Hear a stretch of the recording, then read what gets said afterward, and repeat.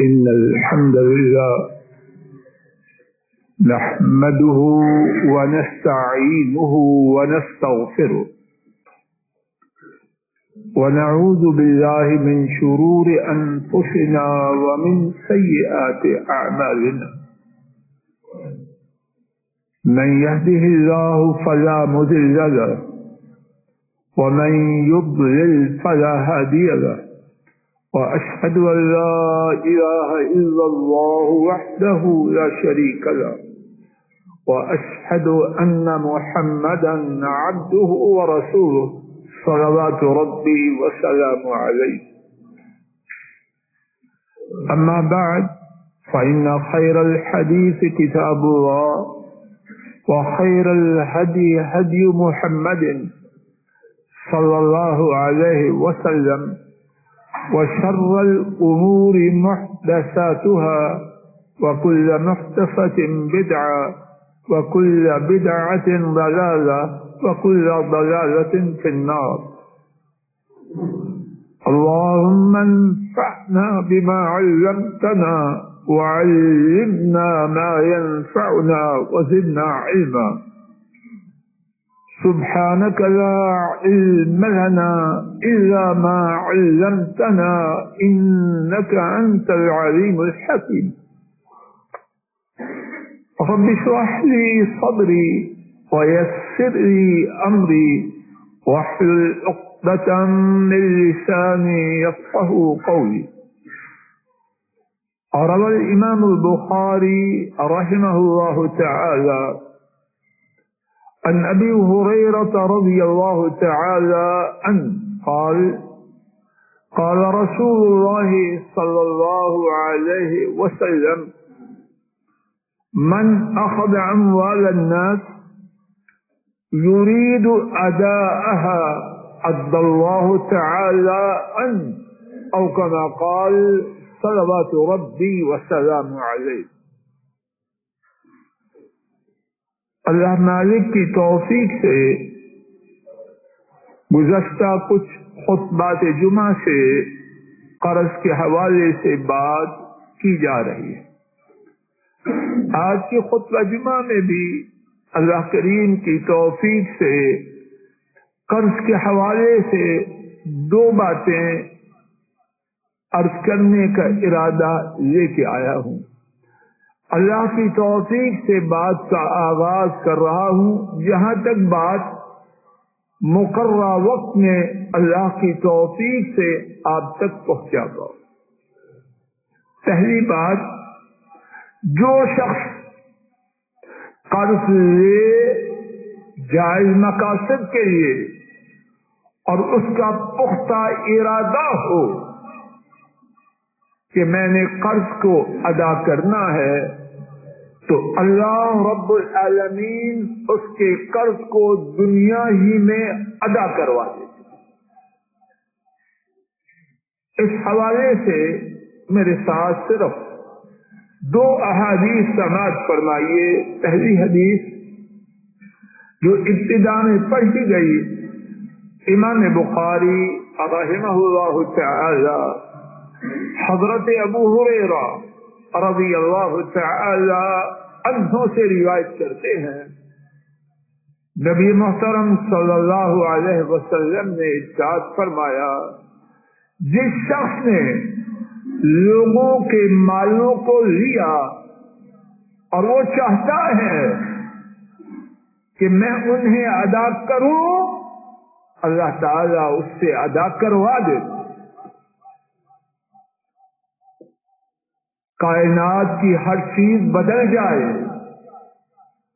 اللہ کا فرمان اور اللہ کے نبی کریم صلی اللہ علیہ وسلم کی بتلائی ہوئی خبر وہ غلط نہیں ہو سکتی. اگر کوئی مقروض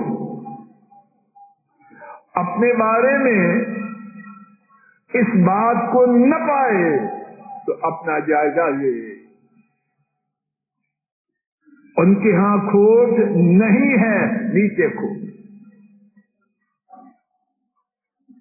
نیچے کھوٹ ہے یا حکمت الہیہ ہے کہ کچھ تاخیر ہو لیکن ناممکن ہے کہ نبی محترم صلی اللہ علیہ وسلم کی بتلائی ہوئی بات غلط ہو. شاید تو کہے اس حدیث شریف میں دنیا کا ذکر نہیں. آئیے میرے ساتھ ایک اور حدیث شریف بھی سماعت فرمائیے. اس میں دنیا کا ذکر بھی دو ٹوک انداز ہے. امام ابن ماجہ رحمہ اللہ ام المؤمنین میمونہ رضی اللہ تعالی عنہا سے روایت کرتے. انہوں نے بیان کیا میں نے اپنے حبیب اپنے خلیل محمد کریم صلی اللہ علیہ وسلم ان کی مراد ہے. میں نے اپنے حبیب اپنے خلیل شوہر محترم بھی ہیں، قائد بھی ہیں، نبی بھی ہیں، رسول بھی ہیں، پیشوا بھی ہیں، قائد بھی ہیں، ان کو فرماتے ہوئے سنا ما من مسلم یدان دینا یعلم اللہ من انه یرید اداءه الا ادى الله تعالى عنه في الدنيا او كما قال صلوات ربي وسلامه عليه. فرمایا کوئی مسلمان نہیں وہ قرضہ لے اور اللہ جانتے ہوں کہ وہ اندر سے، اللہ جانتے ہو کہ وہ اپنے اندر سے قرضہ ادا کرنے کی نیت اور ارادہ رکھتا ہے، فرمایا مگر اللہ تعالیٰ اس سے وہ قرضہ دنیا میں ادا کروائے. حضرات خواتین پھر تاکید سے اپنے دل و دماغ میں یہ حقیقت جاگزی فرما لیجیے، مقروض اگر قرض کی ادائیگی کا سچا ارادہ رکھے اللہ رب العالمین اس کے قرضے کو دنیا ہی میں اس سے ادا کروائے.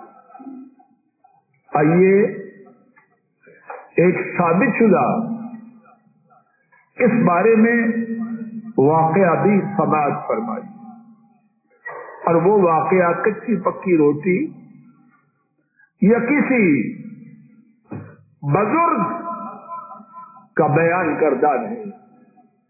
محمد کریم صلی اللہ علیہ وسلم نے اس واقعہ کو بیان کیا، اور وہ واقعہ صحیح بخاری قرآن پاک کے بعد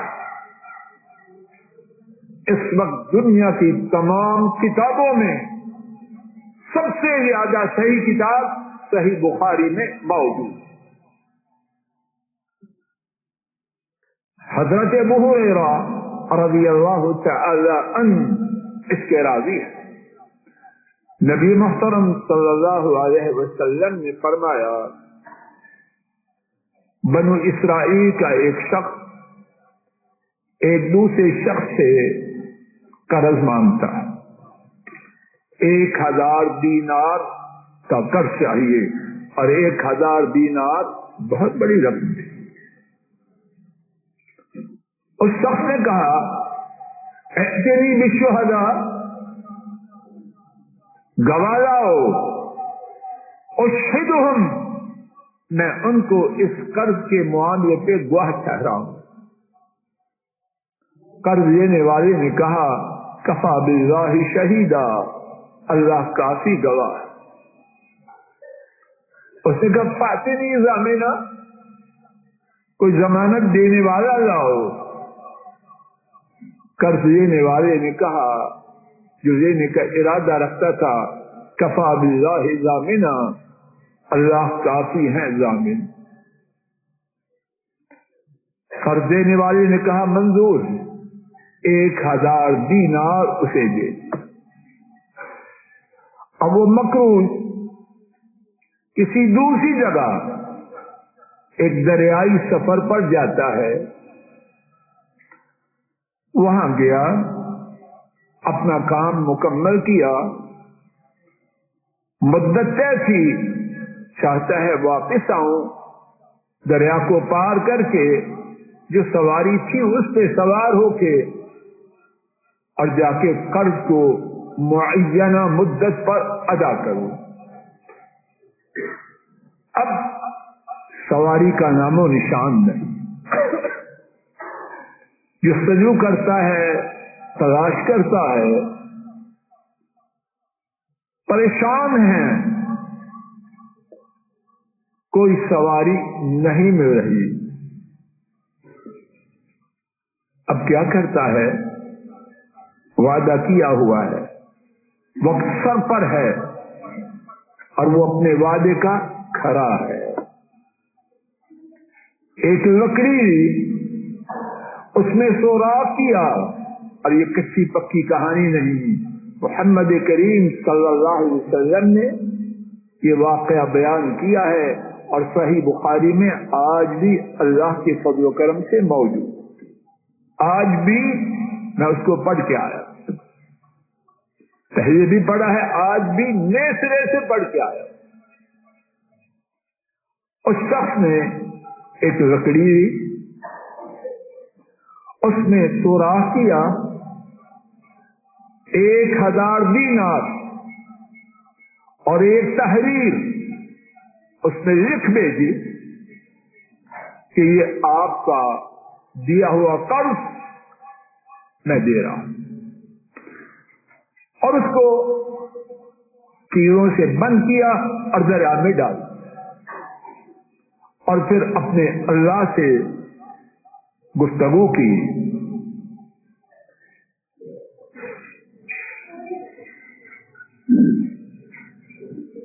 اور اللہ سے عرض کیا،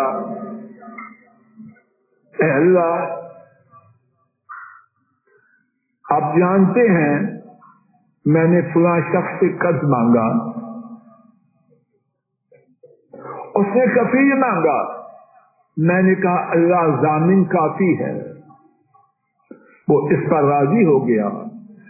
اس نے گواہ مانگا، میں نے کہا اللہ گواہ ہونے کی حیثیت سے کافی ہے، اے اللہ وہ اس پر بھی راضی ہو گیا۔ اے اللہ، اب میں یا آپ جانتے ہیں کوشش میں ناکام ہو چکا ہوں کہ سواری پہ سوار ہو کے مقررہ وقت پر اس کا قرض ادا کروں۔ اے اللہ اب میرے بس میں کچھ نہیں، اس کی یہ امانت آپ کے سپرد کر رہا اور دریا میں ڈال چکا۔ اب دوسرا شخص جس نے قرض دیا تھا وہ اپنے گھر سے نکلتا ہے اور دریا کے کنارے پر آتا ہے، شاید کوئی سواری اسے خبر ہے کہ وہ دریائی سفر پہ دوسری جگہ گیا، اور وہ منتظر ہے کوئی سواری آئے اور اس کا قرض جو اس نے دیا تھا اور مدت ہو چکی وہ اسے مل جائے۔ قدرت رب العالمین ایک لکڑی پانی میں تیرتی ہی دیکھتا ہے، اسے پکڑ لیتا ہے، قرض کی رقم تو نہیں ملی، گھر والوں کے لیے ایندھن مل گیا۔ اب جب اسے کھولا اس میں 1000 دینار ہے اور اس شخص کی تحریر ہے اس میں ساری صورتحال لکھی۔ اب کیا ہوا؟ وہ شخص جس نے قرض لیا تھا مسلسل اسی فکر میں ہے کہ وہاں پہنچے اور قرض دینے والے کا قرض ادا کرے۔ وقت گزرا، سواری میسر آئی، اور وہ شخص سواری پہ بیٹھ کے 1000 دینار لے کے وہاں پہنچا. اس کے پاس پہنچا اور کہنے لگا میں بہت کوشش کرتا رہا کہ میں بر وقت پہنچوں اور قرض کو ادا کروں، اور میں نے اس سے پہلے کوئی سواری آپ کے قرض کی ادائیگی کے لیے مجھے یہاں لانے والی نہ پائی. قرض دینے والے نے کہا هل كنت بعثت إلي بشيء، کیا تو اس سے پہلے مجھے کچھ بھیج چکا ہے؟ قرض دینے والے نے کہا میں آپ کو بتلا چکا ہوں کہ مجھے کوئی سواری ہی نہ ملی. اس قرض دینے والے نے کہا فَإِنَّ اللَّهَ قَدْ أَدَّى عَنْكَ، اللہ پاک نے اس قرض کی رقم کو مجھ تک پہنچا دیا. الَّذِي بَعَثَ فِي الْخَشْبَةِ، جو تو نے لکڑی میں مجھے روانہ کی تھی. انصرف بالالف الدینار راشدہ، ہدایت یافتہ ہو کر 1000 دینار جو اب مجھے دے رہے ہو یہ لے کے واپس چلے جاؤ. میرا قرض مجھے پہنچ چکا ہے اور رب العالمین نے پہنچا ہے. حضرات و خواتین، اللہ قادر تھے، ہیں اور رہیں گے کہ نہیں؟ اگر اللہ تعالی اس قسم کے حالات میں قرض کی ادائیگی کے لیے اسے پہنچانے کا بندوبست کر سکتے ہیں تو آج نہیں کر سکتے. قرض کے حوالے سے آج کی گفتگو کا دوسرا نقطہ، قرض کو واپس کروانے کے لیے ہم نے اسلام کی کچھ تدبیروں کو گزشتہ خطبات جمعہ میں سنا. کچھ لوگ اپنی طرف سے مزید تجویزیں دیتے ہیں. انہی میں سے ایک تجویز کچھ پڑھے لکھے لوگ بھی پیش کرتے ہیں کہ اگر کوئی بر وقت قرض ادا نہ کرے تو اس کو جرمانہ ہونا چاہیے. اس کو جرمانہ ہونا چاہیے. مثال کے طور پر 100 لیے ہیں بغیر سود کے، وعدہ ہے 1 ماہ میں ادا کریں. اگر 1 ماہ میں ادا نہیں کیے تو اس پر 10% جرمانہ. اور ساتھ ہی اپنی تجویز کو خوبصورت بنانے کے لیے کہتے ہیں یہ جرمانہ قرض دینے والا وصول نہ کرے، لیکن جس نے تاخیر کی ہے اس کے ذمہ ہو اور کسی فلاحی کام میں خرچ کر دیا جائے. تجویز سمجھ میں آ گئی؟ فرمائیے کیا یہ تجویز ٹھیک ہے؟ سماعت فرمائیے توجہ سے. اس میں ایک سے زیادہ غلط باتیں. پہلی بات، سود کا لینا حرام تو دینا جائز. امام مسلم حضرت عبداللہ رضی اللہ تعالی عنہ سے روایت کرتے ہیں لعن رسول اللہ صلی اللہ علیہ وسلم آکلہ و موکلہ. رسول اللہ صلی اللہ علیہ وسلم نے اس پر لعنت کی جو سود کھاتا ہے اور کس پر کی؟ جو کھلاتا ہے. تو جس سے سود جرمانے کے نام پہ لیا جا رہا ہے، آپ کی اس بات سے وہ لعنتی بنا یا نہ بنا؟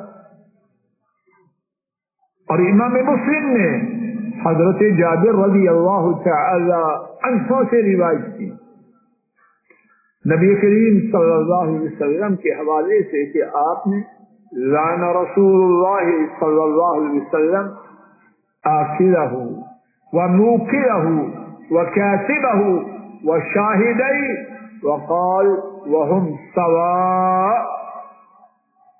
رسول اللہ صلی اللہ علیہ وسلم نے سود کھانے والے پر، سود کھلانے والے پر، سودی معاملہ لکھنے والے پر اور سودی معاملے پہ گواہی دینے والے دونوں اشخاص پر لعنت، اور فرمایا وہ سارے کے سارے برابر ہیں، یعنی سارے کے سارے گناہ میں شریک ہیں. یہ معاملہ جس میں جرمانہ دینے والا لعنتی ہو، یہ ٹھیک کیسے ہو سکتا؟ اس پہ دوسرا تبصرہ قرض کا دینا. توجہ فرمائیے، اللہ کرے میں بات کو واضح کر سکوں. قرض کا دینا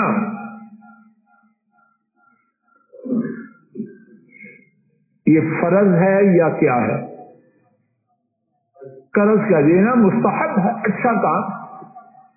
کسی مسلمان کی مدد کرتے ہی اور قرض کا دینا بڑی اچھی بات.